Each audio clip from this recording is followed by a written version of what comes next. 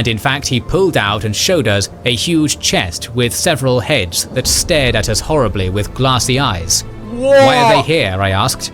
I'm boiling and cleaning them, and then sending them to various anatomical offices and my academic friends in Berlin. Oh These my were Circassian gosh! heads. Alright, the Circassian Genocide. The sad truth about the era of colonization is that campaigns of conquest of lands and the so-called civilizing of indigenous peoples were very often accompanied by gruesome violence and genocidal actions. Imperialist powers would plunder, rape, pillage and murder after dehumanizing native populations in the name of civility, progress, divine justice and their own racial superiority. Western empires are often the main targets of criticism in that respect, and rightly so, but they were not the only perpetrators. The Russian Empire has its own history of violence against indigenous populations in its quest for expansion, and the Circassian genocide is one of its bloodiest atrocities. In this video, we're going to describe the long history of violence by the Russian Empire against the Circassian people. This all— Look, I'm gonna just say it right now. I know why they did it. I know why they did it. Documentary. Okay. But I just want to see what he says in this video. So that, In topic of this video, we should first introduce its titular people, the Circassians. In the 20th century, Europeans stereotyped the Circassian people as half-savage, semi-nomadic mountaineers with fierce warriors and beautiful women. But obviously the truth is way more complicated. For centuries, the Circassians, or Adigeans as they call themselves, lived in a vast territory on the shore of the Black Sea and in the mountainous areas of the North Caucasus. Likely descended from the ancient Cimmerian peoples, the Circassians have an ancient presence in the Caucasus. In antiquity, they had contact with the ancient Greeks and Romans, who referred to them as Zygae. Centuries later, the Circassians were Christianized by the Byzantines, but it seems that this conversion was never fully complete, and many Circassians still held firm to their traditional folk cultures and religions. In the 13th century, the Mongols drove through Circassian lands, calling the people there Jerkis, one who blocks a path. The next important milestone of Circassian history was the process of Islamization, which came about due to increased interaction with the Crimean Tatars. However, like with Christianity, the Circassians never fully committed to becoming Orthodox Muslims, and aspects of their old folk religions endured into the Islamic era. Circassia had a clan-based society consisting of 12 large tribes and several smaller tribes. They spoke different dialects of the same language and often fought each other. However, when there was an external threat to all of the tribes, the Hasse, an assembly of all tribe leaders, could be called. Circassian society was hierarchical and communal at the same time. It had 4 distinct classes: princes, pshi, nobles, wak or uzden, freemen, tokav, and serfs, pshitil. However, the Circassians also emphasized communal support. For instance, a Circassian had a right to take his neighbor's horse without asking for permission, under the understanding that the horse would later be returned. Circassians engaged in animal husbandry, crop cultivation, and trade of goods like furs, leather, wax, honey, copper, wood, and jewelry. In the early modern period, the Crimean Tatars and the Ottoman Empire were the most usual trading partners of the Circassians. Throughout history, Circassian men were known as fierce warriors, and Circassian women as beautiful maidens, and both made for prized slaves. Circassian slave warriors were known to rise high in the ranks of the various states they served, while numerous Circassian women became the prized wives of various Ottoman sultans and Safavid shahs. During the 16th century expansion of Tsar Ivan the Terrible, the Circassians came into contact with Russia for the first time, and in 1556 the Circassians assisted the Russian attack on the territory of the Crimean Tatars. Evidently, the Circassians at the time were a formidable force, since in 1561, Ivan the Terrible decided to marry the daughter of the most powerful Circassian pshi from Kabadia. Hundreds of years later, in the 18th century, Russian incursions into the Caucasus became more regular and systematic. The 1774 Treaty of Kuchok-Kinaka was an important turning point for the Russian aspirations over the Circassian lands. as the Ottoman Empire, which previously laid claim over Circassia, had to give up its claims of sovereignty over Kabada, putting the Circassians squarely in the orbit of an increasingly aggressive Russian Empire. In 1802, one General Pavel Tsitsianov was appointed the Russian military commander of the Caucasus. Tsitsianov was known for his hateful attitude towards the peoples of the Caucasus, referring to the Circassians as untrustworthy swine. Tsitsianov was sure that the only way to make the North Caucasus and Yeah, but why did he hate them? Why? Why? A lot of what kings and generals like to do is he'll like cherry pick quotes and phrases, but he doesn't really go into why. Like, you don't just wake up one day and decide, I'm gonna hate all the people of the Caucasus. Like, no. Why? And he doesn't even explain why. He just says, he just hated them. Again, this is what kings and generals has been doing in his like recent videos on like Russian history. He tries to portray Russia as just like super duper bad country who just is just so awful in like everything that it does. Right here, case in point. Circassia, part of the Russian Empire, was conquest and assimilation. In this period, the Cossacks were basically given free rein to massacre Circassians, destroy Circassian owl villages, and steal livestock. In 1804, an epidemic of Cossacks could have been anyone, by the way. Cossacks were not an ethnic group. Why am I saying this? Because I don't want people to hear this and say like, oh my god, Cossacks are associated with Russia, so Russians bad. Bro, Cossacks literally could have been anyone. It's funny because Ukrainians like to call themselves Cossack. Shit. So with that logic, Ukrainians are awful people for genociding the Circassians. Clearly, that was a very mute joke there, but you get the point that I'm saying, right? Yeah, don't just think Cossack equal Russian. No, guys. And not only that, but Cossacks were very lawless people in general, anyways. So yeah, keep that in mind. Of malaria or typhus hit the North Caucasus, and Kabadian Circassians suffered the worst from it. The Russian response was to establish a quarantine line, which prevented the Kabadian herds from grazing in their usual salt fields, causing widespread starvation. This prompted several Kabadian Pshis to send a petition to the Emperor Alexander I, complaining that their people have fled into the forests like hungry wild beasts.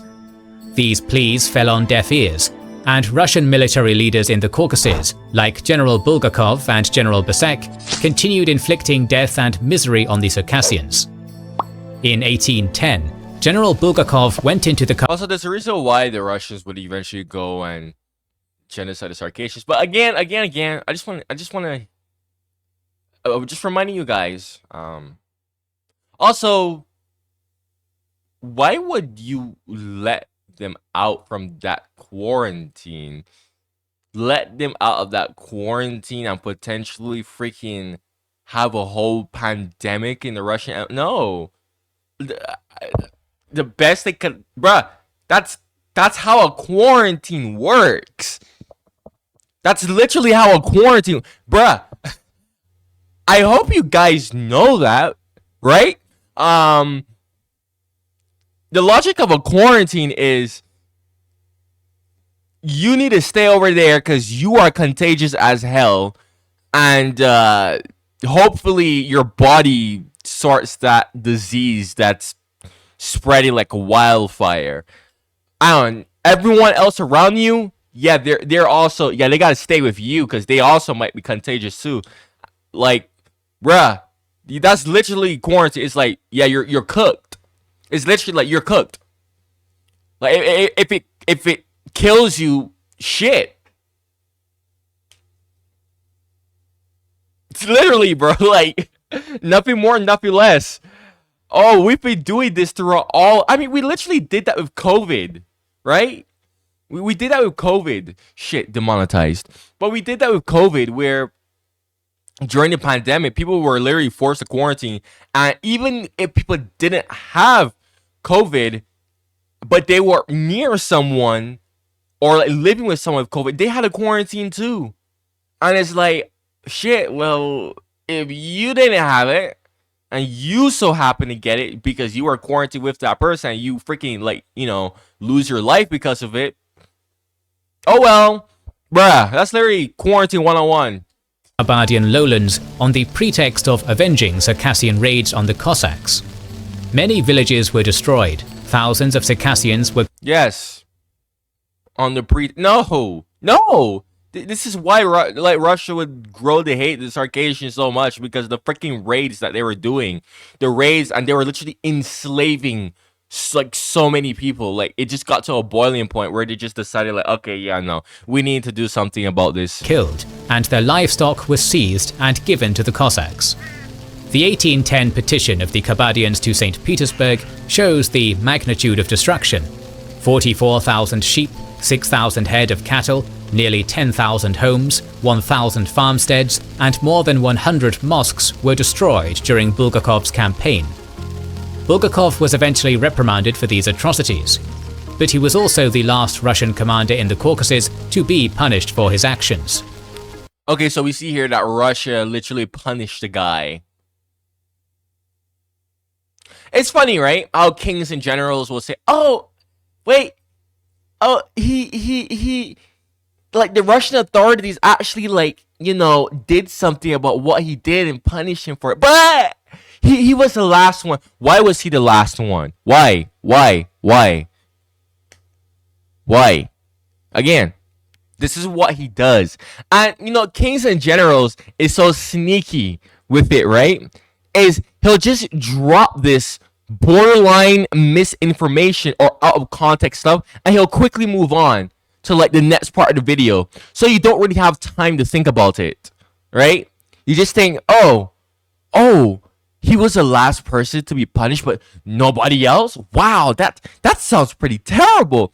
When in reality, the reason why he was the last person to be punished is simply because, like I said before, the Circassians were raiding into Russian land so much and enslaving so much people that they just they caused themselves to be genocided. You could pretty much. So like it just got to the point where Russia was just like, yeah, no, yeah, you gotta go. The appointment of Alexei Yermolov as the Caucasus commander caused another wave of hostilities. In May 1818, while fleeing from Russian soldiers, 5 Kabardians accused of banditry took refuge in the Orlov tram. Yermolov ordered tram residents to turn them over, which they refused due to the Circassian laws of hospitality. In response, Yermolov drove all the villagers out of tram, burned it, took the livestock, and as per usual gave it to the Cossacks. Kabardia had already been devastated by the aforementioned epidemic and Russian raids, but they were a warrior people nonetheless, and the Kabardians still organized raids on Cossack stanitsas in reprisal. By 1821, the situation had become so problematic for the Russians that Yermolov ordered another raid on the Kabardian lowland specifically. In December 1821 to January 1822, Yermolov's forces drove through Kabardia, capturing thousands of head of cattle and horses, and burned the ols they encountered. Most of the lesser Kabardian Pshis were forced to give a pledge of allegiance in order to stop the massacre, and promise not to host any people wanted by the Russians. In the spring of 1822, Yermolov ordered the construction of the Baksan fortress and other defensive structures to solidify Russian control over Kabardia.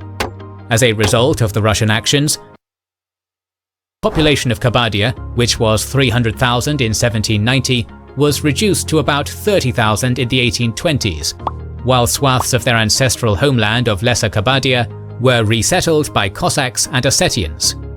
Attempts of the Abzak and Kabardian forces to retake Ossetians. That's a very interesting... I thought Ossetians were native to the Caucasus anyways. Kabardia failed, as by 1826, Russia had firm control over the area. Yermolov's genocidal actions led to the extermination and displacement of thousands of Circassians, removing any hope for peace between Russia and Circassia in the foreseeable future. It also served as a blueprint for future Russian offensives into Circassia. At the dawn of the Victorian era, Tensions between Russia and Britain began to bubble, as the two empires' spheres of influence clashed in Central Asia and the Caucasus. As a result, Britain became active in Circassia in the 1830s, attempting to unite Circassians against Russian aggression. But before the British could get their foot in, Tsar Nicholas I of Russia started planning for the full takeover of the Circassian lands. In 1829, he ordered the suspension of any commerce with the Circassians. This once again reignited the conflict between the Russian Empire and the Circassians, which would be just as brutal as before. General Grigory Zas's horrifying actions in Circassia after his appointment as regional commander in 1833 were emblematic of this, known for brutality on par with medieval-era commanders and Nazi scientists. According to Nemzer's Memoirs of Decembrists, in 1837, when the pardoned Decembrist Nikolai Lora met with Zas in his office, he was struck with a horrible smell. Zas, laughing, ended our confusion by telling us that his people had no doubt placed under his bed a box with heads, and in fact he pulled out and showed us a huge chest with several heads that stared at us horribly with glassy eyes. Whoa. "Why are they here?" I asked. "I'm boiling and cleaning them, and then sending them to various anatomical offices and my academic friends in Berlin." These were Circassian heads. In 1837, Nicholas I travelled to the North Caucasus. One of Bro, do you know what a decaying corpse smells like? If you don't know what a decaying corpse smells like, because I've smelled a decaying corpse before, like from an animal, a bird. I already explained this in one of my videos. I don't really feel like explaining it here again. But like, the point is, once you know that smell, it's like, how the hell can you just casually carry around a bunch of freaky decaying heads? What? The intentions behind Nicholas's visit was to summon Circassian tribes to voluntarily pledge allegiance to the emperor. Obviously, the unbowed Circassian princes had no intention to submit to the Russian emperor. To save face for the Tsar, one General Volyaminov, who had been fighting the Circassians for 20 years, ordered already submitted elders and pshis to come and act as if they were pledging their allegiance then. But notice how he says that he was fighting the Circassians for 20 years already. Again, he doesn't really go into details on anything. Like, he's just trying to like portray this as, oh, my innocent Circassians were just randomly genocided out the blue. Like, guys, there's more context to it. Also, Nicholas literally tried to peacefully integrate the people, and they literally declined. Apparently, this meeting did not convince Nicholas I, who intended to subdue Circassia as soon as possible before the British could intervene. Meanwhile, British agents... Okay, so he decided to really subdue the Circassians because the British was threatening to basically essentially use them as pawns to destabilize the Russian Empire. Does that like sound familiar to you? Does that sound familiar at all, like, to you? I don't know, man. It sounds familiar. Reminds me of like a certain group of people who were used to destabilize the Russian Empire in World War I, whose identity was invented just for the sake of causing chaos during the midst of World War I. Cough, cough, Ukraine, cough, cough.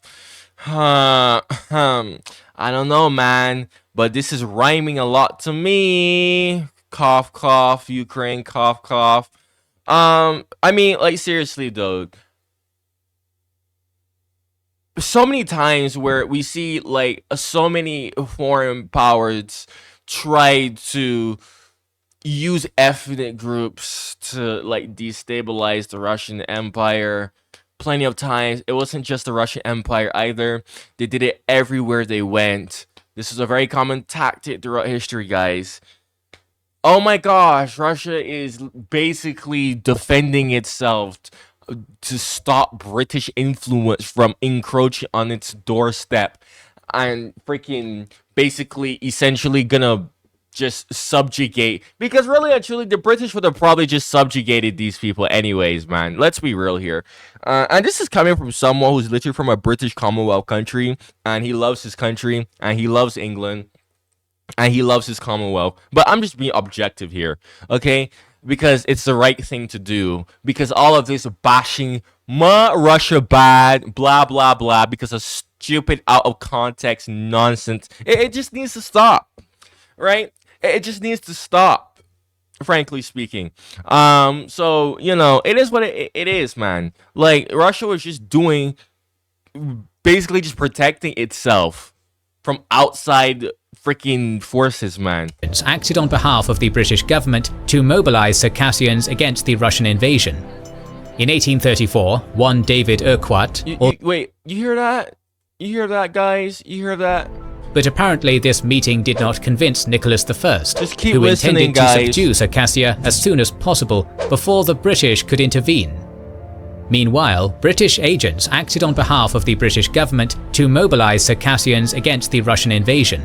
You hear that? In 1834, you hear that? One David Urquhart, also known as Daud Bey to the Circassians, held a meeting with Circassian leaders, urging them to unite their tribes into one nation. Urquhart even later claimed that he was the author of the green Circassian flag, which is used to this day. In April 1838, the Briton James Bell took part in the Adagam Hasse and promised Circassians a British intervention. This motivated the Circassians to take an oath of resistance against Russia. However, Bell by no means was speaking on behalf of the British government and was making promises he could not keep. Indeed, these unfounded and later unrealized British promises were not helping the Circassians, since their situation continued to deteriorate. The Russians were successfully blockading Circassian trade from the Black Sea, which was important for Circassian survival. So they rejected the Tsar's peaceful offer to just, hey guys, just integrate into Russia. No. We're gonna reject that. No. Bruh. And I said this before in my Turkey reactions, where I literally said, you don't always need to be an independent country. Just because you have an ethnic group of people, right? In a specific place, that doesn't mean like you have to be a country. Guys, do you see how small this is compared to like the bigger outside powers? You see that? Guys, that's just the world. That's just basic life 101. Weaker shit is gonna eventually be devoured by stronger shit. Fact, not an opinion. It's only a matter of time before somebody much more stronger would just come and either vassalize or just incorporate the Circassians into whatever sphere of influence they had. The British clearly were trying to do it to just upfront the Russians. So yeah. It's like, why do you want to be independent for? But we want to be independent so that we could keep our ethnic identity. You could easily do that within a bigger country, bro. I mean, look at modern Russia. Russia is a big giant federation now. Russia doesn't oppress any of its freaking lesser republics within the federation. Oh, but the Soviet Union, brah. The Soviet Union isn't even Russia. It's a completely different country, completely different geopolitical entity. Come on, like, you don't need to be a freaking independent country. Like, why do you have this here, bro? Like, just join Russia, man. This was exacerbated by a poor harvest in 1839 that caused widespread famine. Pathologically brutal, the Russians saw starvation as their ally in this war. For instance, Russian Admiral Lazar Serebryakov proposed to destroy the remaining Circassian crops to ensure more Circassian victims. Furthermore, the Russian military continued punitive attacks on Circassian ols throughout the 1840s. Field notes of Russian military commanders operating in Circassia rarely went without mention of the destruction of ols. Around this time, they started using the term Ochichenya, cleansing to describe the burning of villages as they continued systematically killing and expelling Circassians and resettling Cossacks in their lands. Despite all the suffering, the Circassians continued to ardently resist Russian attacks. There were also hopes to coordinate with Imam Shamil, a leader of the Caucasian Avar peoples leading an Islamic resistance against Russian expansion. In 1842, a representative of Shamil went to western Circassia to gain the allegiance of local tribes. He succeeded with the Shapsug, Natahe and Ubik tribes, but failed to convince others. An alliance was hampered by the fact that the majority of Circassians had no interest in joining Shamil's imamate. Hence, forging a common cause between Imam Shamil and the Circassians against Russian aggression did not gain much traction. In the middle of the century, a ray of hope emerged for the Circassians when Britain and France declared war on Russia in the Crimean War. In March 1855, the British Navy attacked Novorossiysk, forcing the Russians to abandon the entire Circassian coast of the Black Sea. Thereafter, the British Army came into contact with some Circassian tribes, including the Zenoko.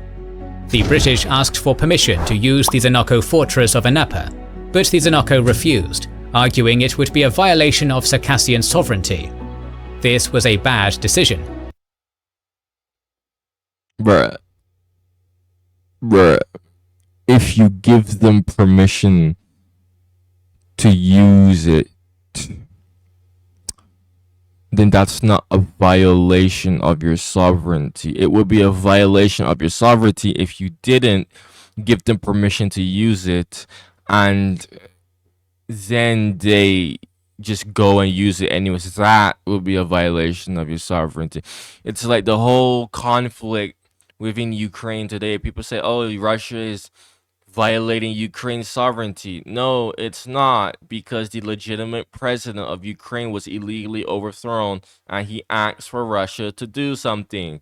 So thus, Russia, under the permission of the legitimate president of Ukraine, is not violating Ukraine's sovereignty at all.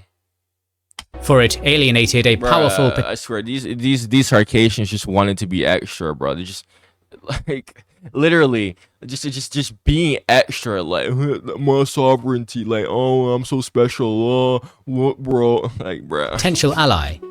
Moreover, the Zenoko's own attempts to launch offensives on the Russian army in late 1855 failed. Soon, the war was over, and Russia resumed its iron grip over Circassia. In 1859, Russia finally defeated Imam Shamil and was now ready to dedicate itself fully against Circassia in the Caucasus. By then, Russia had a 70,000-strong army amassed in the region. In 1860, General Nikolai Yevdokimov was appointed the new commander for what would be the final campaign against the Circassians. Yevdokimov's strategies included the construction of a dense network of Cossack stanitsas that could contain Circassian raids, allowing the Russian army to move into the mountains to destroy owls and capture livestock, forcing the Circassians to either die of starvation and war or surrender. Moreover, Yevdokimov proposed to his superiors to deport Circassians to the lowlands north of Kuban or to the Ottoman Empire. This permission was given, and Russia started another round of atrocities against the Circassians. Even tribes which were... Guys, remember what I said, that don't forget that the Circassians literally became hated because of the fact that they were constantly raiding into Russia, capturing so many slaves from Russians, selling them. Okay, that hatred just boiled over time. Were peaceful and had stable relations with the Russians were under threat. For instance, in 1861, Abzaks, who according to Venyukov had friendly relations with us and regularly brought hay, chickens, eggs and so on to sell us, were attacked by the Russians.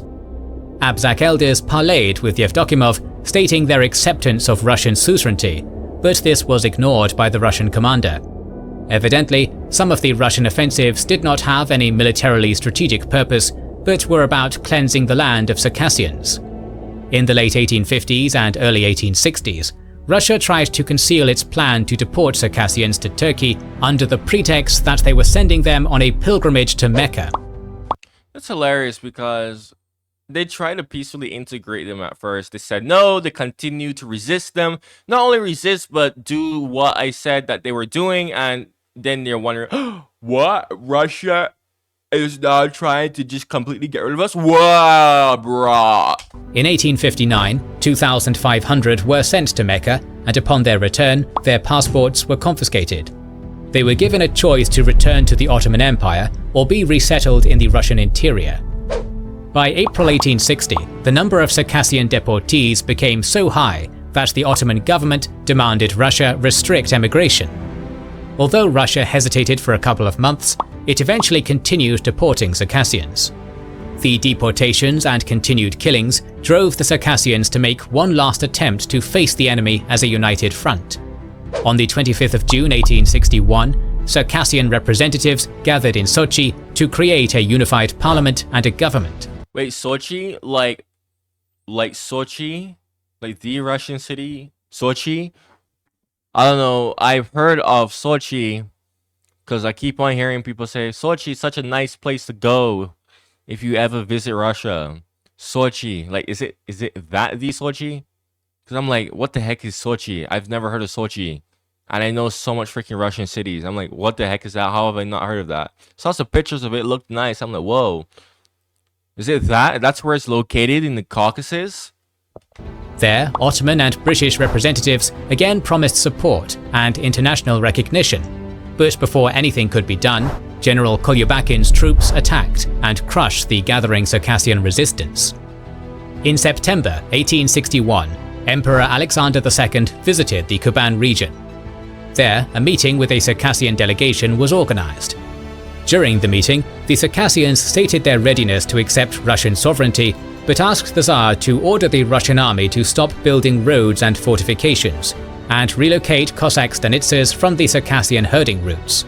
This angered Alexander II, who rejected these requests and gave the Circassians 1 month to decide whether they wanted to relocate to the lowlands or immigrate to Turkey. In October, many Abzaks, Shapsugs, Ubiks, Timigoys, Mahoshes, and Igerekes agreed to emigrate to the Ottoman Empire. But still, an estimated 200,000 Circassians decided to stay, hoping that the difficult mountainous terrain would save them from Russian attacks. In late 1861, the Russians assembled 90 army divisions and 100 cannons to finish the job, 90? and General Yevdokimov ordered the indiscriminate use of cannons against Circassian owls. Whoa. If Circassians fled their owls into forests, then cannons were shot at forests. At this point, the Russian brutality reached a level prompting the remaining Circassians to take oaths to die to the last man and let the Russians pass their corpses to their native owls. A Russian officer named Drozdov was shocked by Circassian resistance. In his memoirs, he described battles where Circassians were literally throwing themselves on our bayonets, where they died. Despite this valiant resistance, by 1863, the Circassian will to fight was waning, and the Russians promised to spare those who would be willingly deported to the Ottoman Empire. By early 1863, the war was all but over, and further Russian actions could only be described as the ethnic cleansing of a civilian population. Yep. Wow, that's interesting. 1863, so Russia was too busy doing this, whilst the American Civil War was raging. That's mad. Dokimov's tactics of ethnic cleansing were very methodical. He would send units to an area to search for owls. The remaining Circassians would often flee into the forest. Russian units would burn the owl and take all the food and cattle. Then they would search the area 2 to 3 more times to make sure that there were no remaining Circassians. Cossack stanitsas were built in the place of destroyed owls so that Circassians would have no place to return to. Some Circassians still resisted. In October, November and December 1863, Ubiks, Shapsugs and Jigets fought with the Russians until they were out of supplies. Surviving Circassians, many on the verge of starvation, were being driven towards the Black Sea coast to be transported to Turkey. Even after this, some Circassians refused to be deported and prepared for yet another last stand. Damn. In 1864, the tribes of Psku, Aksipso, Ibko and Jigit gathered in the valley of Ibko, with men and women alike taking up arms. In May of that year, they clashed brutally with the Russians. However, the Circassians had no answer to the cannon fire and were all massacred. May 21st is still mourned by the Circassians as the day of Sisekan, the Circassian genocide. Many more Circassians died on the way to the Black Sea shore from starvation, exhaustion and disease. Moreover, overcrowded ships carrying Circassians to the Ottoman Empire would sink, leading to the death of thousands more Circassians. It is very difficult to claim the exact number of Circassians who died during the Russian invasion. There are estimates varying from 800,000 to 1.5 million people. Several Circassian tribes, like Ubiks and Sanais, were completely exterminated. Others lost more than 90% of their population. Hundreds of thousands of Circassians emigrated, and to this day, the Circassians are a largely diaspora people. We can dispute the number of Circassian deaths, but General Rostislav Fadiv, who was the aide of the Russian commander-in-chief in the Caucasus, Grand Duke Mikhail Nikolaevich, makes the intentions of the Russian Empire in Circassia in his memoirs very clear. Exceptional geographic location of the Circassians on the coast of the European Sea, which allowed them a connection with the whole world, did not permit us to just subdue the people living there in the ordinary sense of this world. There was no other way to unequivocally ensure that this land belongs to Russia, but by making it Russian. Measures which worked in the Eastern Caucasus would not work in the Western Caucasus. We had to turn the eastern coast of the Black Sea into Russian land, and for that, we needed to cleanse the coastland from the mountaineers. We needed to exterminate a significant portion of the population living around Kuban to make sure that the other part would surrender. Displacement of the mountaineers and settling the West Caucasus with the Russian people was the plan. You know, it's funny because Circassia is I'm pretty sure is a federal entity. Like, it's not a part of Russia. It's I know it's like a distinct entity within the Federation of Russia. Is it a federal republic in Russia? I'm pretty sure it is because they have like their own flag, right?